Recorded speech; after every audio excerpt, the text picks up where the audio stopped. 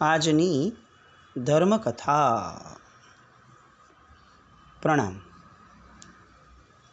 પરમ પૂજ્ય આચાર્ય ભગવાન શ્રીમદ વિજય પ્રેમ સુરીશ્વરજી મહારાજા અને એમના અલગ અલગ ગુણો અલગ અલગ પ્રસંગોમાંથી જે નિષ્પન્ન થયેલા આપણને વર્તાય, સમજાય અને પ્રેરણાદાયી બને એવા ગુણોના ઉદ્ગમ સ્થાન સમા કેટલાક પ્રસંગોને આપણે સત્સંગ દ્વારા સ્પર્શવાનો પ્રયત્ન કરીએ છીએ. સાહેબ બહુ વિદ્વાન હતા. એમના શિષ્યો એ પણ એટલા જ વિદ્વાન થાય એવી એમની ઈચ્છા અને એ દિશાના પ્રયત્નો. અને સાહેબ હંમેશા એવું માનતા કે વિદ્વત્તા એ સિક્કાની એક બાજુ છે, તો બીજી બાજુ જે છે એ છે કે વિદ્વત્તા એ ક્યાંક ને ક્યાંક અહંકાર લાવે, અને અહંકાર આવે એટલે બીજા બધા દોષો વગર આમંત્રણે એક પછી એક આવવા જ લાગે. જ્ઞાનને અભિમાન સાથે બહુ જ લેવા દેવા, કારણ કે એ જ્ઞાન જો જરાક પણ ઉપયોગ વિનાનું બને, માહિતીરૂપ બની જાય, તો પ્રશંસાના પુષ્પો જે વેરાય એના કારણે અહંકારના કાંટા આવવા બહુ સહજ થઈ જાય. અને એટલે સાહેબે 2012માં જ્યારે પૂનામાં હતા, વિક્રમ સંવત 2012માં, ત્યારે એક નિયમ આખા સમુદાય માટે કરાવડાવ્યો, દરેક મહાત્મા માટે, સાધુ સાધ્વીજી વગર બધા માટે, કે પ્રવચન પૂર્ણ થાય એ પછી કમ્પલસરી જીનાજ્ઞા વિરુદ્ધ કંઈ પણ બોલાયું હોય તો મિચ્છામી દુક્કડમ, આ વસ્તુ બોલવી જ. આ ઠરાવ કરાવડાવ્યો. અલબત્ત આપણને એવું લાગે કે આ કેટલું કોમન છે, આ તો થાય જ છે, પણ આ થવાના મૂળમાં આ આવશ્યકતા, અનિવાર્યતા ઊભી કરનાર પૂજ્ય પ્રેમ સુરીશ્વરજી મહારાજા હતા. એના પહેલાં પણ મહાત્માઓ બોલતા જ હતા, એવું નહીં, પરંતુ આ અનિવાર્ય છે એવું ઉપરી વર્ગથી, ગચ્છાધિપતિ તરફથી આવતા પછીથી જે એની એક આદત પડતી ગઈ, અને એના કારણે આ એક સંસ્કાર આવ્યો કે આપણાથી કંઈક ઉત્સૂત્ર ભાષણ ન થઈ જાય, ક્યાંક એવું ન થાય કે આપણે કંઈક બોલ્યા હોઈએ અને આપણે સ્વીકારીએ જ નહીં કે હું આવું ખોટું બોલ્યો છું, અને એ ન સ્વીકારવાની ધારામાં એટલા બધા પછી આપણે દલીલમાં આગળ વધતા જઈએ કે ઉત્સૂત્ર ભાષણની પરંપરા સર્જાઈ જાય. એના કરતાં જીનાજ્ઞા વિરુદ્ધ કંઈ પણ બોલાયું હોય તો મિચ્છામી દુક્કડમ, આ માફી માંગવામાં, નમવામાં, પોતાની ભૂલ સ્વીકારવામાં ક્યારે પણ નાનપ ન હોવી જોઈએ, આવું એક સરસ મજાનું આશય સાહેબે એમના શિષ્ય પરિવારની અંદરમાં આ એસ્ટાબ્લિશ કરાવડાવ્યો. સાહેબના જીવનમાં પૂર્વ પરંપરાથી જે આપણને મળી આવ્યું એના પ્રત્યેનો સદભાવ અનહદ રહેતો.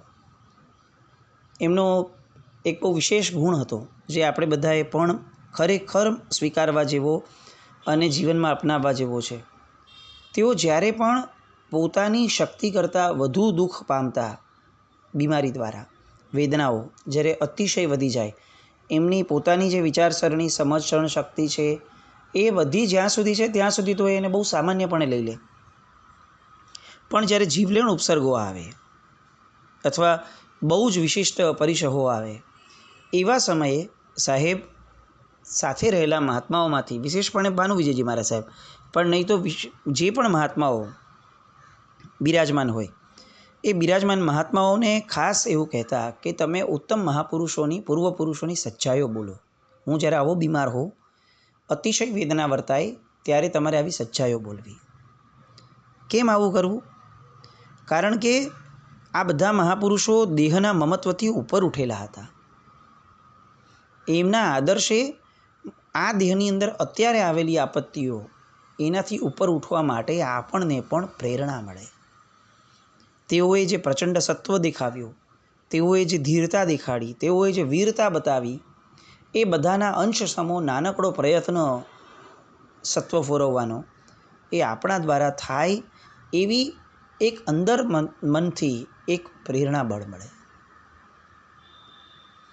સાહેબ બહુ સરસ મજાનો આ વાક્યો હંમેશા ગૂંથતા. આપણે પણ આ બહુ જ વિચારવા જેવા છે. જેવા આદર્શ નજર સામે હશે તેવું જીવન નિર્માણ થશે.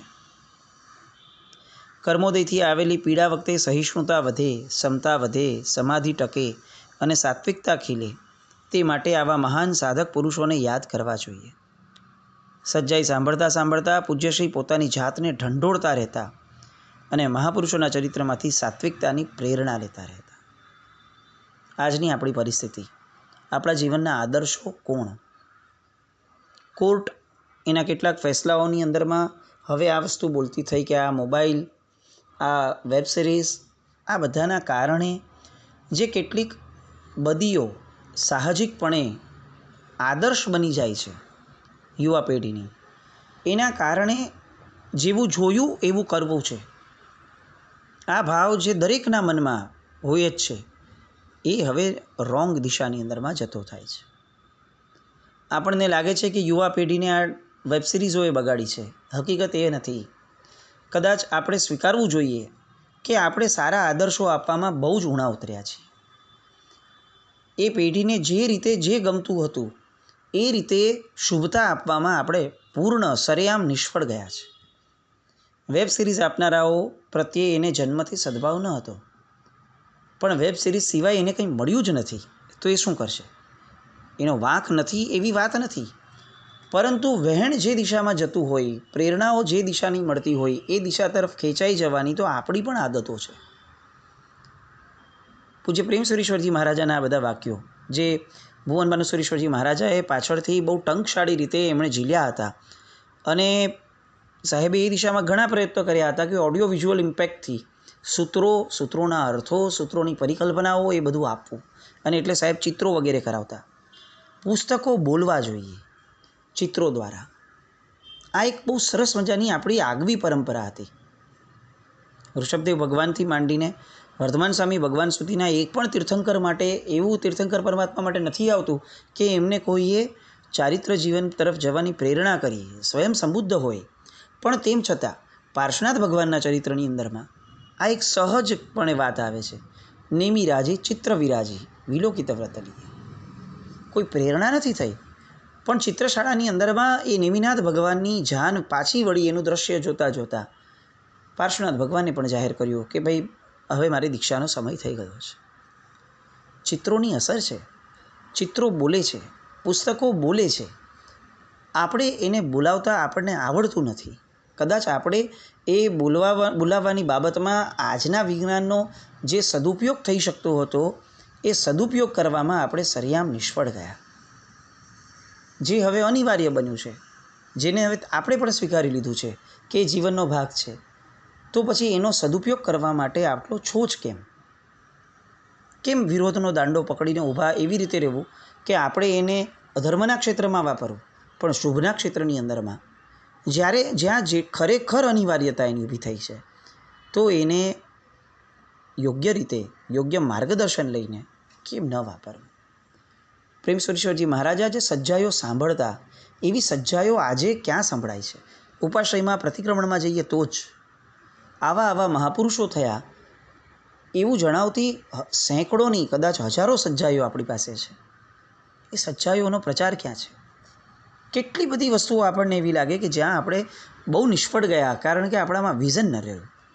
આપણે એવી જ વસ્તુઓનો પ્રચાર કરતા થયા જે એકની એક છે. આજે ખરેખર એવું વિચારીએ કે બાળકોના સાહિત્યની બાબતમાં આપણી પાસે કથાઓ, પ્રચલિત કથાઓ જેટલી છે, ગૌતમ સ્વામી ભગવાને અયમુત્તા મુનિને કહ્યું, એ પછીથી બીજી લગભગ 40 કથાઓ, આ 40 કથાઓમાં જ આપણે રમીએ છીએ. નવી કથાઓ લાવવી, એને ઇન્ટરેસ્ટિંગ મેનરમાં લોકોની સામે બોલવું. જરૂરી નથી કે આપણે પ્રોજેક્ટર વાપરવા, પણ આદર્શો ઊભા કરી શકાય એ રીતે કથાના માધ્યમને બોલવું એ પણ એક કળા છે. દરેક વ્યક્તિ કથાકાર ન હોઈ શકે, તો આવા વ્યક્તિઓ તૈયાર કરાવવા, એનું પણ સમાજ આગળ વિઝન નહીં. બહુ જ દયનીય પરિસ્થિતિમાં છે. ને એવા સમયે સાહેબે જે રીતે આ સજ્જાઈઓને આદર્શ લઈ અને પોતાના જીવનમાં પરિવર્તન આણ્યા હતા, એ આપણને બહુ જ પ્રેરક લાગે.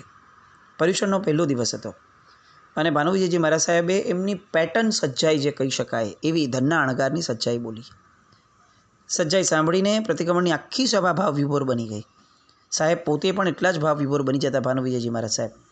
અને બીજે દિવસે સવારે જ્યારે મહાત્માઓએ પ્રેમસુરી મહારાજ સાહેબને કહ્યું કે સાહેબ એકાસરાના પચકાણ પારવા માટે, અને એ સમયે પૂજ્યશ્રી બોલ્યા કે મેં ગઈકાલે સજ્જાઈ સમયે જ અઠ્ઠમનો નિર્ધાર કરી લીધો હતો, અને આ અઠ્ઠમ એનો આજે મેં પ્રારંભ કર્યો છે.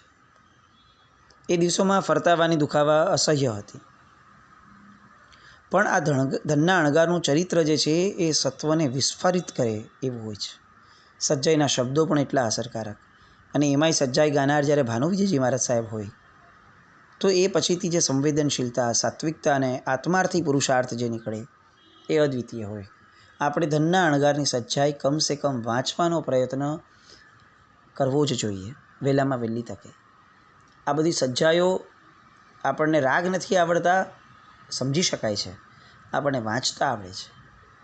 આ મહાપુરુષોની સજ્જાઈઓ વાંચતા હશું તો ક્યારેક આપણા અંતિમ સમયમાં આપણને એવા મહાપુરુષોનું આલંબન મળશે. સાહેબ આવી ઘણી બધી અલગ અલગ પ્રકારની માંદગીની અંદરમાં કંઈક આપણા મનને બદલાવી દે એવી રેમેડીઝ સાહેબ પાસે બહુ હતી. સાહેબ જ્યારે સ્વસ્થ હોય એ સમયે કેટલાક શિષ્યોને પોતે બોલે અને શિષ્યો લખે એ રીતે એમની પાસે લખાવતા કે લખો, શરીર એ પાડોશી છે, માલિક નથી. પોતાની આત્મહિતની ચિંતાના ભોગે પાડોશીની ચિંતા કરે એ મૂર્ખો ગણાય. દેહ મમત્વનો ત્યાગ થશે તો જ સાચી આરાધના થશે. આવા કેટલાક સ્લોગન્સ, વિનાશી દેહની ચિંતા ન કરો, અવિનાશી એવા આત્માની ચિંતા કરો, આવા પંચલાઇન્સ સાહેબ પોતે લખાવતા. શરીર એ ભાડાનું ઘર છે, ગમે ત્યારે ખાલી કરવાનું છે, માટે તેનો મોહ કરવો નકામો છે. આત્મા દોષથી અભડાય એના કરતાં શરીરને તપથી શોષી અને આત્માથી છૂટું કરી દેવું એ હિતાવહ છે. અન્ય વ્યક્તિની વેદનાનો અનુભવ જોનાર વ્યક્તિને નથી થતો. આ દેહ પણ પર છે, એ અન્ય છે. તેમાં ઉત્પન્ન થયેલી વ્યાધિની વેદના એને ક્યારેય અનુભવવાની નથી, માત્ર જોવાની છે. આવા વાક્યો સાહેબ લખાવતા, અને જ્યારે પોતાની બીમારી પીક ઉપર આવે એવા સમયે એ પુસ્તકને પોતે વાંચનમાં લેતા. એટલું જ નહીં કે ફક્ત વાંચતા, પણ એને સતત ઘૂંટતા. અને જ્યારે મન એ વેદનાનો અનુભવ કરે ત્યારે આવા બધા વાક્યો, એ બધા જ વાક્યો એ એમની માટે પ્રેરણાનું બળ બનતા. આપણે આપણી પોતાની જાતની સિક્યોરિટી વિચારવી પડશે. ફક્ત ઇન્સ્યોરન્સ કઢાવવાથી કંઈ જ સિક્યોર નથી થતું. આપણા અંતિમ સમયની સિક્યોરિટી આપણે કરવી પડશે. ત્યારે કદાચ કોઈ સમાધિ આપનાર મળશે કે નહીં ખબર નહીં, અને કદાચ કોઈ સમાધિ આપનાર મળશે ત્યારે આપણને સમાધિ લેવી હશે કે નહીં એ પણ ક્યાં ખબર છે. આજે પણ સમાધિ આપનાર કેટલા બધા છે, પણ આ ક્ષણે પણ આપણને સમાધિમાં નથી રહેવું એ આપણું કમ ભાગ્ય છે, એ આપણી દુર્બુદ્ધિ છે. તો જો જીવન દરમિયાન આપણે સમાધિમાં રહેવાની આદત નથી પાડી, તો જ્યારે આત્મપ્રદેશો ખેંચાતા હશે એ સમયે આપણી સ્થિતિ શું હશે?